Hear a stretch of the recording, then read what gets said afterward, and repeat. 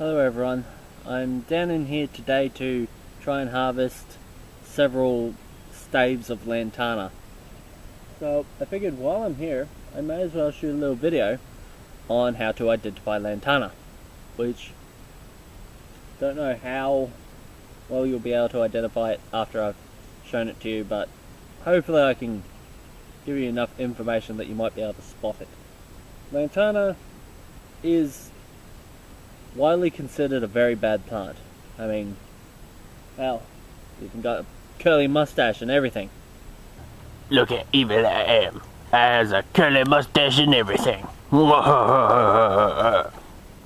the presence of a curly mustache does not always indicate Lantana. Lantana may not always have a curly mustache. Using the presence of a curly mustache to identify Lantana is not considered a viable method. Okay, so I made the bit about the curly mustache up, but you know what, to be honest, the way some people look at this plant, it might as well have a big curly evil mustache. Okay, so I may have just, added the curly mustache. Come on, you thought it was funny, didn't you? Admit it. So it's considered a bad invasive weed because it just causes so much environmental damage to Australia. However, I've been finding it to be somewhat useful. I've been using it as a material to make survival quickie bows. So far the quickie style of survival bow seems to be my favourite, seems to be the one I'm getting the best results from. I'm getting better. I'm almost at the point where I would feel comfortable doing a in-depth tutorial on quickie survival bows, but won't do that until I'm absolutely happy with my ability in creating them. But also, it seems to be pretty good for fly-by friction. I've been using it as a half board for my bow drill and getting pretty good results. Let's show you some parts of Lantana. So here's a close-up of some of the bark. Now this is on the trunk of the plant. This is a reasonably thick piece of Lantana, and I find that the bark on these thicker sections is quite often very different to the bark on the smaller sections.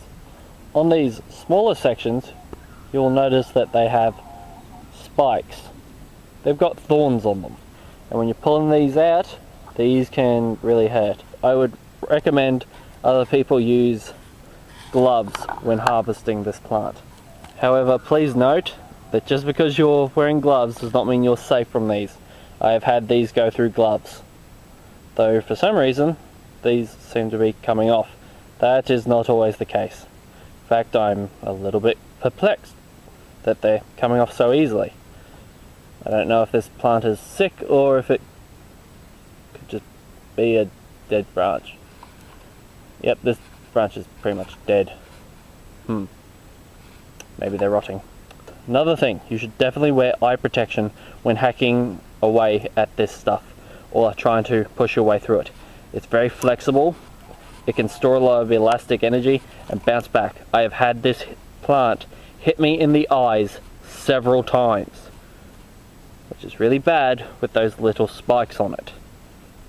Eye protection is very strongly recommended. And this is very typical of what the flowers look like. They're not always here, sometimes some of them are gone, but a cluster of small, brightly coloured flowers like that is one of the easiest ways of spotting Lantana. So I hope this video helps some of you to identify Lantana. For as much damage as it does, we might as well try and make some use of it. And it does seem to be a rather useful plant at this point in time. It is very abundant throughout Queensland and New South Wales, as I am led to believe after being told about how prolific it is and how much damage it does. And the fact that it just seems to be everywhere. So being able to use it as a useful plant could very well come in handy, as it is not a scarce resource. So I hope this will help some of you to identify